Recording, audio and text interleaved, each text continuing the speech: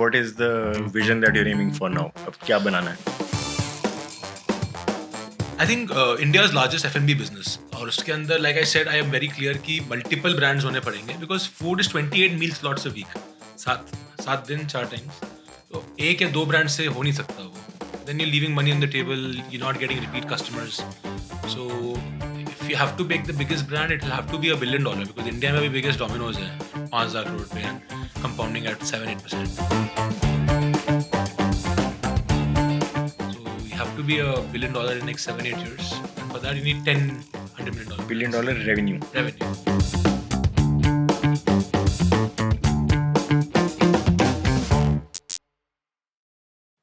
Take से food ये journey हुई कैसे? I think वो because वो कल्ट के कारण हुआ. तो कल्ट जब कर रहे थे, so कल्ट भी टेक से थोड़ा दूर ही था.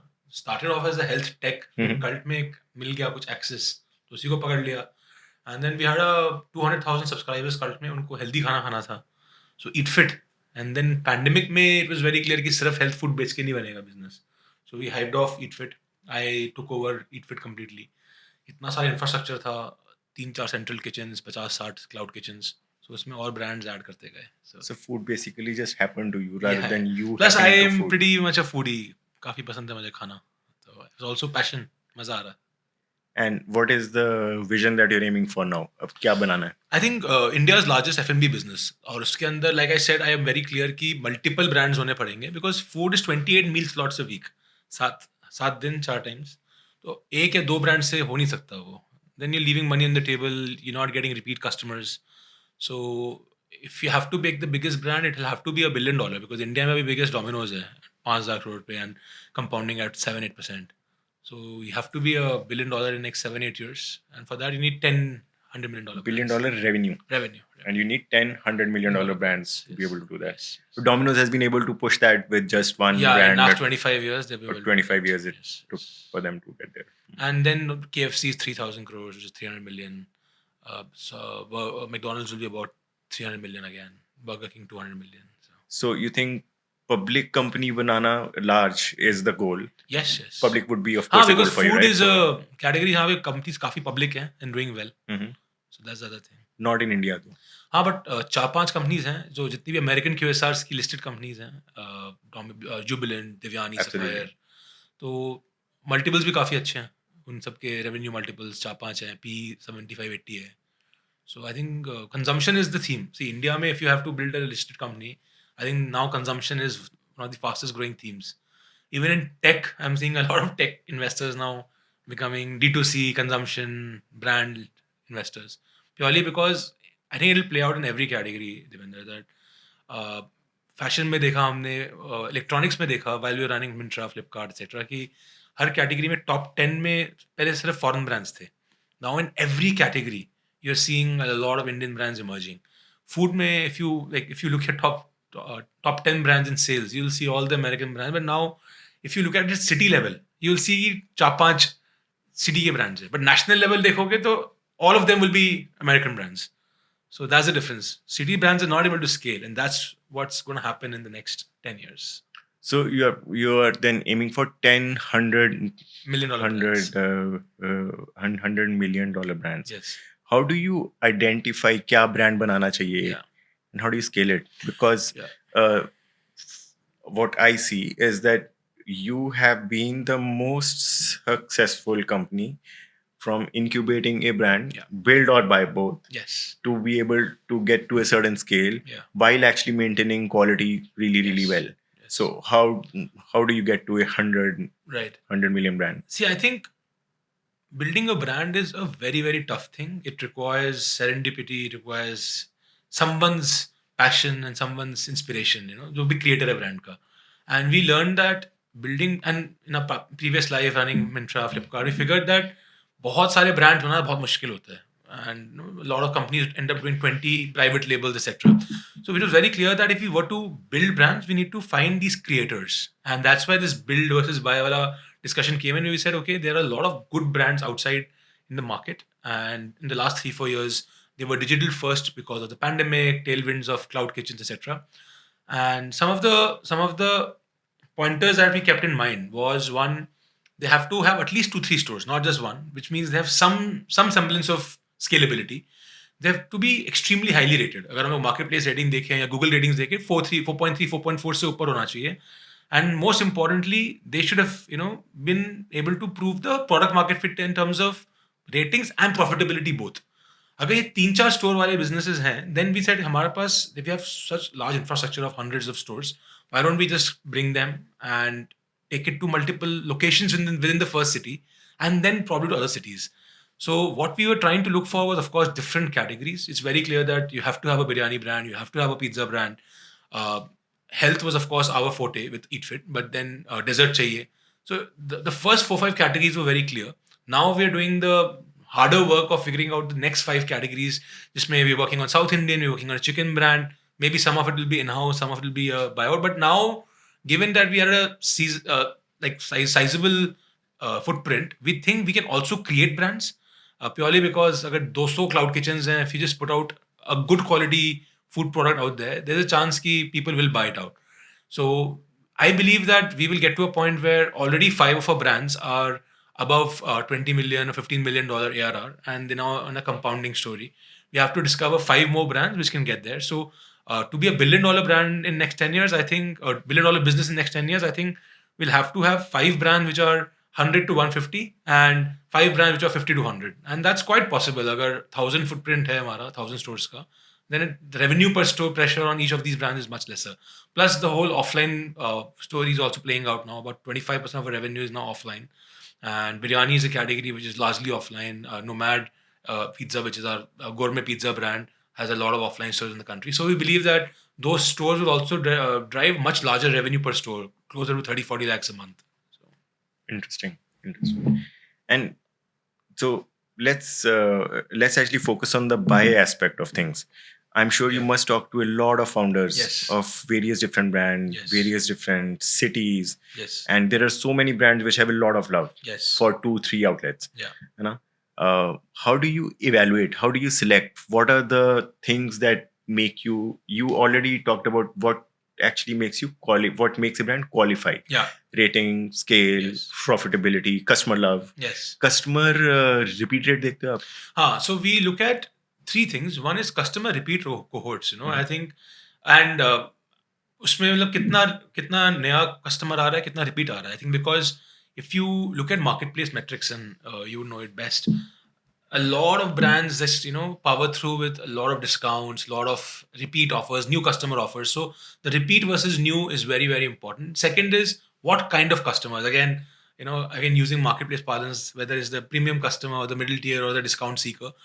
The discount seeker customer would go away the moment because once we acquire a brand, then we want to fix the business metrics, and we've seen it. We've also had bad examples in the acquisition story where it was just a discount budget brand. The moment we cleaned up the discounts and 60 up to 120 and all of that, the revenue went away. So we are very clear that more than 50% of your revenue has to be a top tier customer. The repeats have to be very, very high. But most importantly, Deepinder, I think the founder quality plays a very, very big role. And in this case, founder is the product manager, is the person who's built the food product. There has to be a clear 3-year food product roadmap. Today I'm a pizza brand, but tomorrow I can do Mexican, I can do burgers. And why do I have a right to win in these categories as well? What is the common theme around it? Because we've also seen that a lot of people call themselves dark kitchen players and they just keep putting out products and they think every product is a brand. It's just a menu which they have broken into 20 brands. That's not what a brand is. Brand is that where every product fits into the narrative of the label. There has to be story and some soul behind that part of the menu per se, right? Exactly. So, yes. So that is very important. I think whenever we're acquiring a brand, it has to be very clear why does that brand have a chance to be a 10-year story, because we've seen these food brands fizzle out very quickly. And that actually is dependent on the quality of the founder, whether in the new scheme of things where we come in and we take care of all the noise, all the admin pieces, all the operational pieces, can that person be the best food product manager for that category? And that's what we do. Fair enough. And what are the things that make you say no to a specific business that you see? Yeah. I think a lot of good food brands are not very good food businesses because the nature of the quality of business operations, sometimes, it's a lot of out of books accounting. a lot of cash transactions. Unfortunately, in the food business, when there people prefer to keep the businesses not very clean. And once we look at the books, we're surprised at how much cash transaction is there, how much non-recorded transaction is there, and it's true for the best of the brands that we know of. And that becomes a clear no-go, because it's impossible to clean the books and then acquire a business, because food is a thin margin business, and the moment you start recording all of that in books, a lot of costs get added, and the profitability goes away. So one is companies which are not companies or partnerships structure which are not doing the accounting in the best possible way. We don't acquire them. The second is where there is a franchisable mindset. So a lot of times, if you talk to a founder, they would say that now I have done 3 stores. All my new future expansion will happen through a FOFO, franchisee operated, franchisee owned model. That I think is the biggest pitfall for food business in our country. You would see that किसी ने 2 restaurant बना लिया है, so number 3 onwards, it's just franchisees. They love getting the 10 lakh token upfront, and that's the business. So they become a franchisee seller rather than a food business. I think 60% times when we say no, it's because of that. That person is not willing to, you know, work hard to create store number 3, 4, 5. The aim is to just किसी और को भेज दो, and they will figure out. I'll just give them the recipes and the brand name and then do it. And lastly, I think it's just the hunger of the founder. If the founder is not willing to come on board and start building with us for next 5, 10 years, then it won't be a fit, because many times the founders feel that do bana liya is enough. But for us, the acquisition will work out if it's minimum 100 to 200 stores across the country. So I think it all comes down to maybe short-term focus versus long-term focus. है ना? तीनों point same ही चीज़ हैं. I think short-term. Short-term का reason ये है Deepinder, because it's such a cash-generative business. Like a lot of times, these young founders, young food entrepreneurs are not able to part with the daily cash that comes into the system and trade that for a larger business that food can become. Yeah. If you trade that and you keep your books clean, yes, you would be able to raise some money as well. You'd be able to use that money to expand, but you'll have to work super hard for doing all those things. Yes. And maybe you have 100x the pot lying down for you, like 5 years down the line, maybe 10 years down the line. Yes. And uncertain है लेकिन वो. Uncertain है लेकिन फिर भी in India, like we were just talking, consumption story is real, and something will happen. मतलब M&A हो जाएगा, listing हो जाएगी. You can make it a really cash generative business. कुछ ना कुछ हो जाएगा. मुझे तो एक्चुअली लगता है कि 300-400 करोड़ रेवेन्यू पर ईयर के स्केल पे भी आईपीओ पॉसिबल है if you are a cleanly run business. If you are seeing that Deepinder, हर कैटेगरी में हो रहा है. लाइक यूटेंसिल्स, बॉटल्स, लाइक हर कैटेगरी में 300-400 करोड़ रुपए आईपीओ हो रहे हैं. Absolutely. And food is something that's going to have a much higher growth rate to it than all of these other things. So I think 300-400 crore रुपए के revenue पे, and there are so many brands which are actually close to it. 100-200 crore तो कर रहे हैं बहुत सारे brands. हाँ, I think my educated guess would be that about 100 brands in India would be doing 100 crore plus revenue in hot food. Yes. So I think at least 25, maybe even 50 of them have a shot at IPO in the next 2-3 years. Yes, absolutely. Maybe. Yes. But you have to start thinking or preparing your business to be IPOable at that point in time. And that means keeping your books clean, zero cash transactions, auditing them nicely, having some investor on board, which gives you some semblance to be an IPOable company down the line. So I think that's not how the food category has been lately, for many years actually. And the same thing was there for retail, right? Pehle retail was all cash, but then when e-commerce came, it structured it out. I think ho raha hai, dheere people will start seeing when the companies start going public, like Barbecue Nation is a great example. It's a listed company doing, the business continues to grow. If there are many more such examples of local food brands going public, because abhi tak jo public hai, they're all the American brands ka local franchising units, Jubilant, Devyani, Sapphire. But if once the local Indian brands start going public, people will start getting that inspiration probably.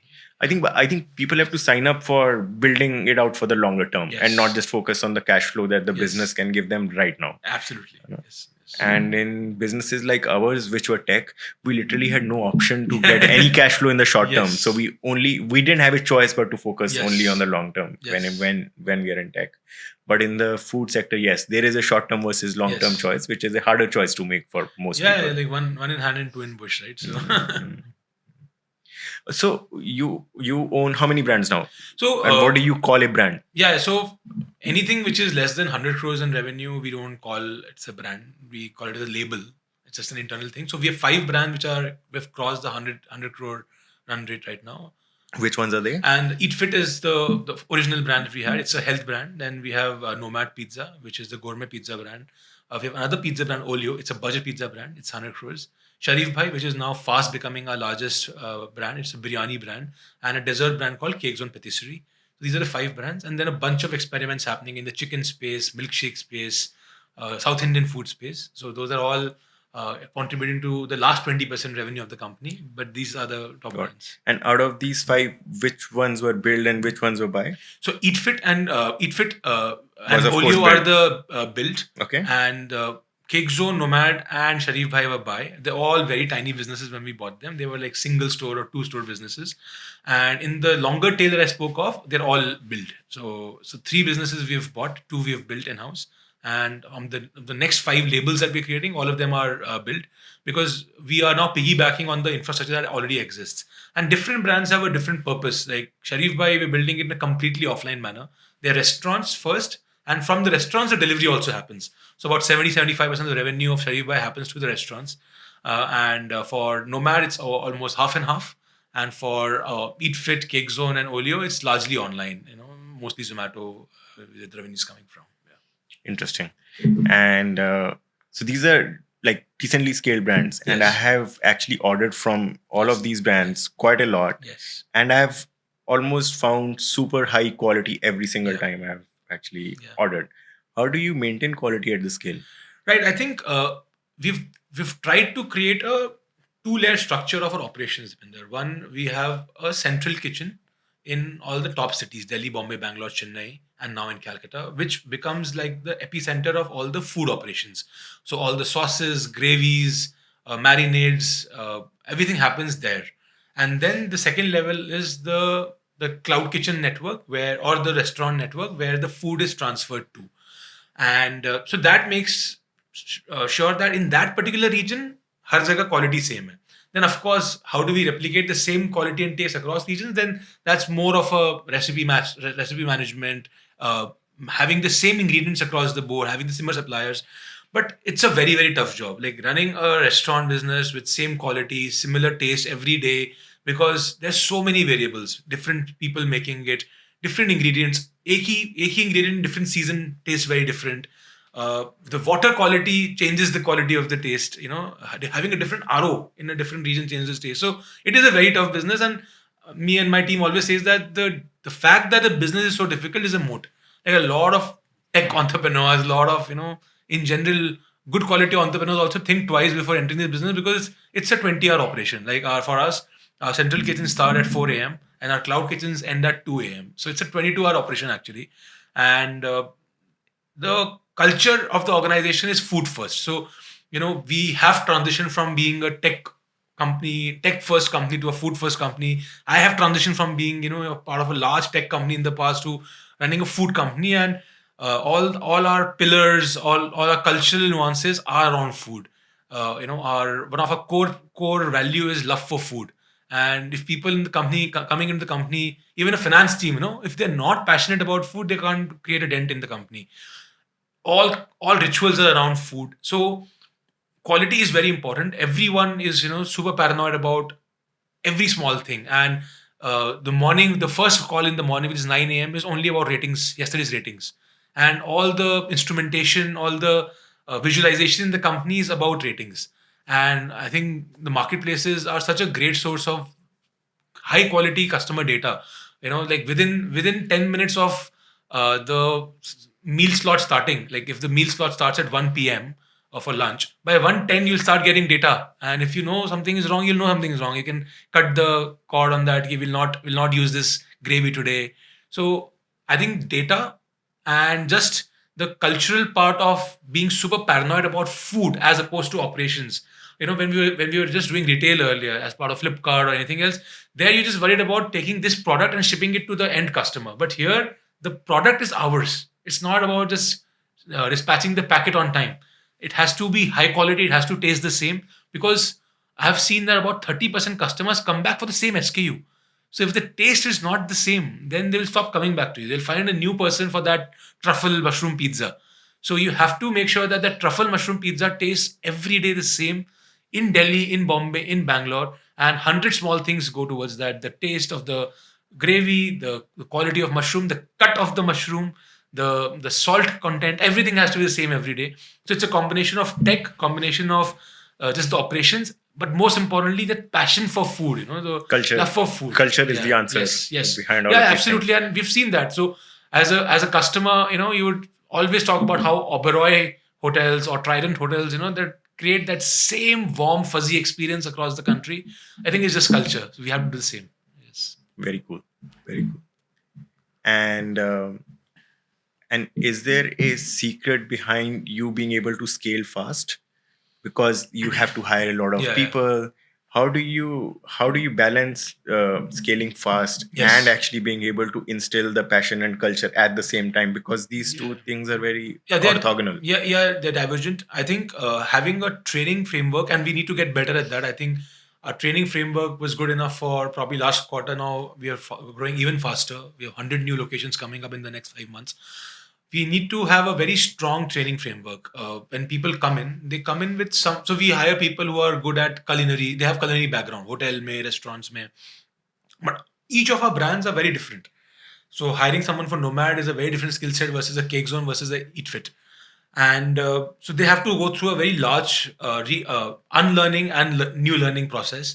And typically it's a 7 to 14 day before you hit the shop floor, and then another 7 to 14 day. But the challenge also is that, and I'm sure it's a big challenge across all companies hiring skilled labor, that there is a lot of people just moving out of the companies and moving out of the workforce. I have a feeling that a lot of them just go back to their hometowns and not do much. So it's almost like a leaky bucket. You hire 100 and you lose 10 every month. So it is the toughest problem. But I think from a volume point of view, we have been able to sort it out. And the fact that the older cohort still remains, we are able to distribute them very well across locations. So every kitchen is manned by older people, and the newer people are eased into it. I think the central kitchen framework really helps us purely because 75% of the time you're just assembling the food in the last mile. It's freshly prepared, but it's fresh assembly. The dough is there, the topping is there, the sauce is there. You have to, of course, stretch the dough. The marinated topping is there. So at least the ingredients can't go wrong. Of course, a pizza can be not baked properly or not be done properly, but then the fact that the culturally, even that if there's a store which is delivering bad ratings, we'll shut it down. We'll say, okay, we'll come back, do it later. We have shut down cities, we have shut down kitchens, we have shut down brands, and we're very brutal. Like there is no revenue pressure. Of course, the company also building it in a way where me, Bini, a couple of other investors, Iron Pillar, like we own such a large chunk of the company that there's no hurry, there's no pressure. There's no pressure of returning capital. Like a lot of the capital in the company is proprietary capital, where it's not like a 7 year, 10 year life cycle pressure. And we realize that consumption is the theme. We realize that India requires its own brands, and that's why we're building it for the long term. So we have examples of just shutting down stores. We have examples of shutting down brands, and that becomes the biggest reason for anyone to exist in the company. That if you're not delivering high quality, honest food, one other axis in which we define a food is honest. Honest does not mean healthy. Of course, a dessert brand cannot be healthy, right? But it can stay true to what it stands for. You don't need to have like really bad colors in the food. You can use fruit colors to make that food. Even if you're selling like a worst possible sugar density product, then still call it out. Say that it's 1,000 calorie cake slice. Why can't you just say that? And people will make their own choices. So we are very clear about the honesty aspect of the food, and then of course food will work if it's tasty. You cannot make a gluten-free pizza and expect people to like it. Of course there will be a gluten-free audience, but then you have to also create the most delicious pizza, and there is no trade-off on taste. Like anyone who's claiming that, and I have a sugar-free pastry and saying it tastes as good as a death by chocolate, he's lying. There's no compromise on taste, and customers want tasty food which looks good, comes within 35 minutes. That's the learning. And what would be the couple of things that actually keep you up at night? What is your biggest worry? My biggest worry is of course, the biggest worry is that there should never be a case where there is a big blow up on quality on any particular location. And we've got 400 locations now, and 5 brands per location minimum. So every store, so 200 brand locations. It can very easily happen that one portion is completely stale. because it was super humid and our chiller was not working, and we didn't get to know because we have the instrumentation, we have temperature monitoring by location centralized, but 2,000 points, you can easily miss it, right? And in that case, someone getting like 10, 20 customers getting same stale food. So these are the kind of things, they will happen, it must have happened, but being able to reduce them to a point, because now we're doing about 65,000 shipments a day, and even 1% of that is like 650 orders. We can't have even 1% failure rate. Right now our failure rate is 0.7%. That's 500 orders a day, whether it was incomplete order, bad order, hair in food.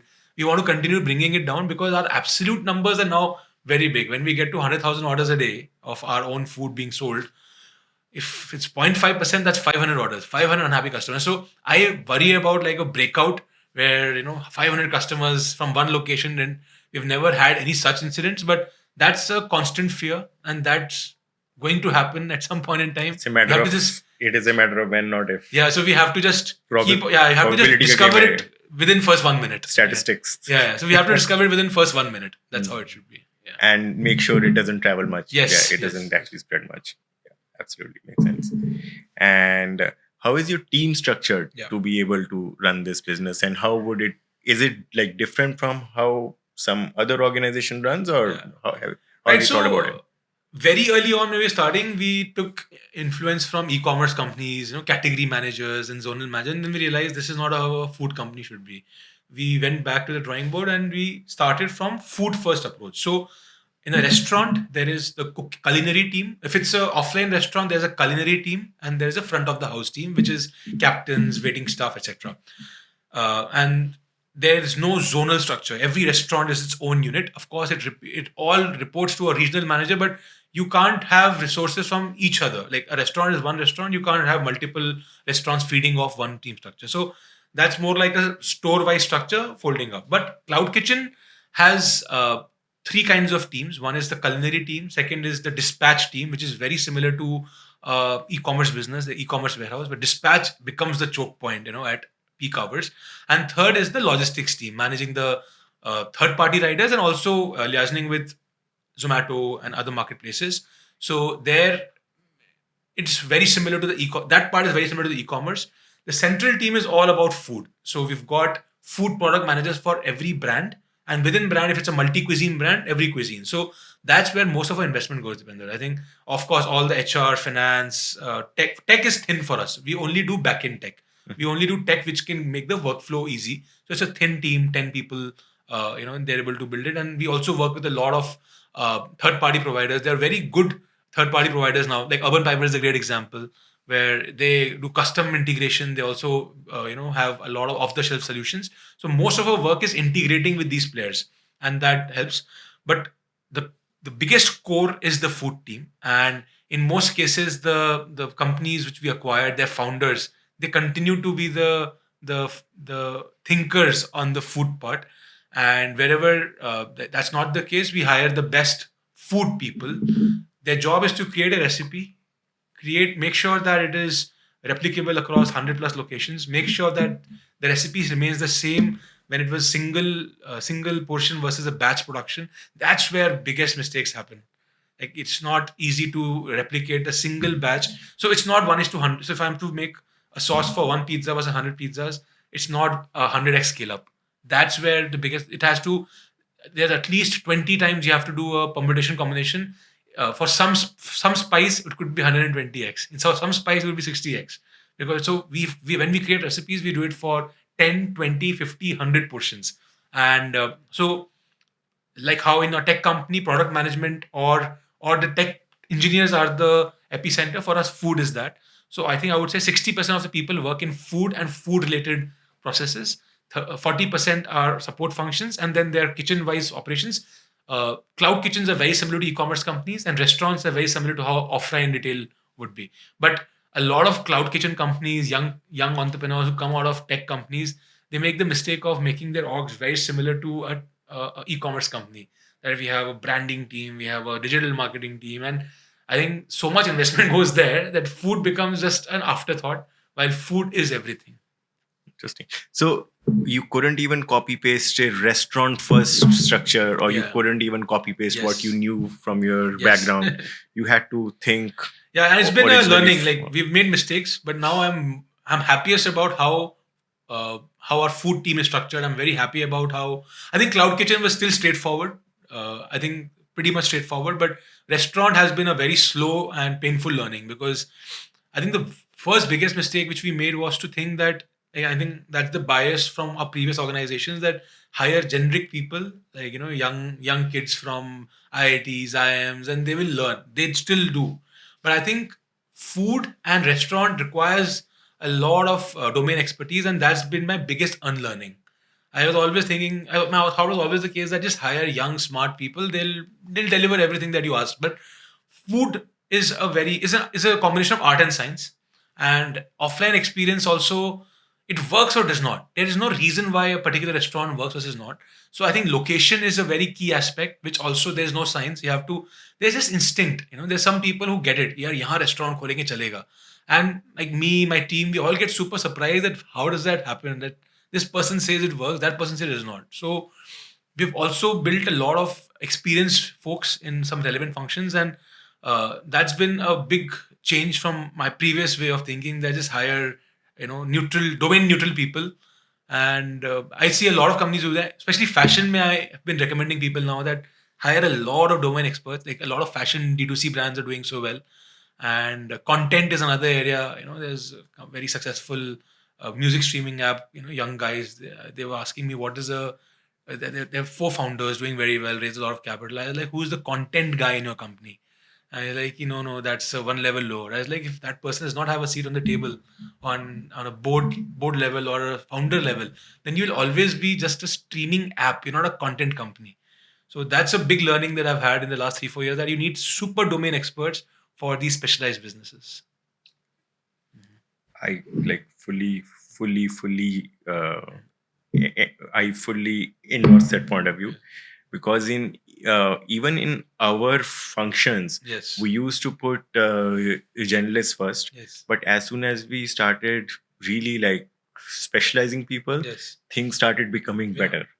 So specialization overrated लगती थी लोगों को पहले, हाँ, actually है नहीं, बिल्कुल नहीं actually है है भाई। नहीं, और right? पहले ये भी था देविंदर, मतलब again you've also built similar nature of organizations in the past, that we are also overrating the domain, the younger kids की high energy, high passion. I think high energy, high passion, hustle is good, but I think also, हमारे लिए उस वक्त चलता इसलिए था because we were nobody who actually specialized in a particular domain would actually listen to us and come work with us. So we're like, acha, screw you guys. Yeah, We'll this is exactly go the with these case. guys. It was a matter of not having a choice to be able to work with those people. Yeah, because they're almost dismissive about the new age economy. They didn't even respect us because we didn't have anything to say which they could actually they were dismissive. Yes. So we were able to hire these young kids easier. So that's what worked for us back then. Yes. Now this works for us, and I think this is the right thing which Yes. actually built something great. In terms of platforms like Zomato, Swiggy, what's your feedback? What works for you well and what actually doesn't work for you? What can we do better? Right. I think I've been super vocal about the fact that we are very, very lucky as a food entrepreneur ecosystem that we've got two large platforms, Zomato and Swiggy, working so hard. Like very rarely does it happen. Of course, Flipkart, Amazon, both are there, but though platforms जो equally they've not had challenge to raise money, have invested heavily. This ecosystem has developed because we had two large players. But of course, both platforms have their own strengths and weaknesses. I think if I have to look at what can be better now, cuisine specific experiences. I think at Flipkart, this is my big learning from my Flipkart journey, and when people ask about it, I talk about it very often. That when we launched phones, we said 30-day replacement चाहिए, 30-day return चाहिए होगा, वरना लोग करेंगे नहीं. When we did fashion, we said try and buy. That you can order a size up and down, and you can just try and change and give it to the delivery boy back. And lastly, when we launched large appliances, we said installation we will take over. Will not depend on the brand.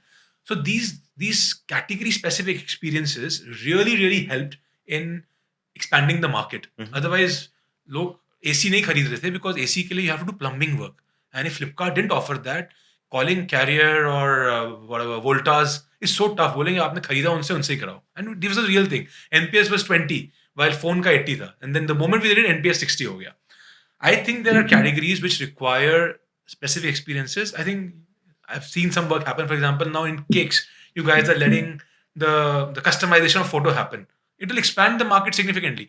हमने I think अपने mother's day पे किया था. Mother's day के बाद father's day में photo cake का revenue double हो गया because people got to know, people could upload. And I am saying अगले वैलेंटाइन तक आता है तो ये शायद 5 गुना हो जाएगा because now that feature exist. But I think every category requires that. And I think desserts के लिए अलग है. For example if you can and it's very I know after having run a marketplace in the past or having run a large platform in the past कि category specific experience मुश्किल है. But ice cream के साथ if you can necessarily give ice packs, it will then people will never think twice before ordering a sundae on Zomato or a Swiggy. Likewise, pizza के लिए if you can get pizza bags. Dedicating a fleet is very tough, but if there is even 20-30% customization possible, it will be very, very difficult. I'm telling you, pizza, if you start giving a hot bags, which again, you can't dedicate a pizza fleet, but if there's any way of doing it, your experience will be very different. So ice packs, pizza bags, more customization possible on cakes. So these are small examples, but I think now to really, really expand the market, category specific customizations are needed. Any questions, thoughts for me? Yes, I think I'm very intrigued by how you're being able to build two really large businesses together, and of course there's Hyperpure and other smaller businesses, but Blinkit and food delivery both. So how? And I think I have not seen, as a customer and as a partner in both the platforms, I've not seen any any shortfall anywhere. मतलब investment पूरा हो रहा है. So how are you prioritizing like one versus the other? Because Flipkart, Myntra was a vertical experience and Flipkart was a full experience. दो large market places दो नहीं बन रहे थे एक साथ. अब तो बन रहे हैं फोन पे लेकिन अलग हो गया. But here you building to phenomenally large categories together, horizontal. So how are you thinking about your time, energy, money? Like how do you think about that? Together है नहीं यार, लगता है. I think LB is doing a super good job. Yes, of course. I spend like less than 3 hours every 6 months on Blinkit. Oh wow. So, and I think I am just watching Blinkit and they're largely taking the right calls. Wow. And whenever there is some kind of pressure, whenever there is some kind of pressure on me on the food side, LB also looks at it and say, yaar, ye mat kar. Right? And that's the role I have to play for him. Yeah. So I say that Zomato actually owns Blinkit. We don't actually run it. So my job has been largely no, but Zomato, then there could be at least so this is from time and energy point of view, but from money point of view, it's always this thing, कि कहीं पे double, like this traditionally again the way we run tech companies is double down on one area, do it really well, but यहाँ पे you continue to invest money at least in both the areas. So how does that play out for you in your mind? I think compared to so we're actually lucky to have a decent amount of cash in the bank, and we've been doing this for 15-16 years now. So I think over the last 3-4 years, my biggest learning has been that you actually build something bigger only if you focus on building something better. Yeah. Bigger by itself, if you try to focus on it, it doesn't really happen. Yeah. So in investment in money bhi zyada, matlab it didn't take much, to be very honest. Like Blinkit also became profitable really well. Wow. Really fast, and Zomato is also profitable. So money wise also, we actually are a team now which says कि यार पैसे से problem solve नहीं करनी है. Yeah, I think one third area where you could really double down as I'm a happy customer of Hyperpure. I think that's one area which again could become like a unbundled business. I'm hearing good things about it. When I talk to young entrepreneurs, they say that it's almost like a stack which has made launching new products easy. एक pizza वाले को burger launch करना है, सारे ingredients मिल जाएंगे Hyperpure पे. So I feel that's one area which Zomato, if it was probably like at an arm's length, you'll get more energy and focus there. Hyperpure is also a separately run business, and it's got its own budgets and capital. Nice. and its own growth path. So I think Hyperpure is a slowly but surely kind of a thing. Yeah. Okay, so because infrastructure build out in Hyperpure is insane. I know. So supply chain exists करती नहीं है. There is nothing we can almost like plug into and make some sort of use of. So you have to build out like a 10 stack piece to be able to serve something, right? Yeah. तो वो कुछ भी हम करने का सोचते हैं, it takes about 12 to 18 months to start doing it. So I think the lead times and the lag times are very, very large in Hyperpure. But overall, I think Hyperpure has also been more than doubling YOY. So we're decently happy with the progress. I think we are more happy with the NPS on Hyperpure. It's very high. It's like very 80. High. I think very high 80. stickiness. It's 80, 85 plus in general. And I also see that all my brand managers, product managers, their share of wallet of Hyperpure is growing. And we just make sure that we are keeping prices low, otherwise it won't work. quality of service. It's working because it's better or similar or better than the older player. Correct. And we don't work on credit, so we don't have those kind of issues. And the kind of suppliers that we have for Hyperpure, they always get paid on time. So the whole like quality of the business is being, I mean, we're actually like trying to build it out well. Brilliant.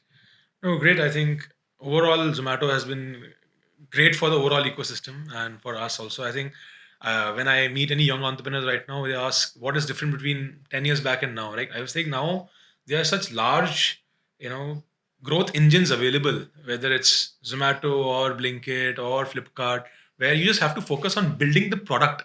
पहले product बनाओ, website बनाओ, payment gateway लगाओ. Now you just build the product, and they're just large marketplaces where 1,000 crore के brands ही बन सकते हैं. So I think Zomato has played a big role there. So thank you so much.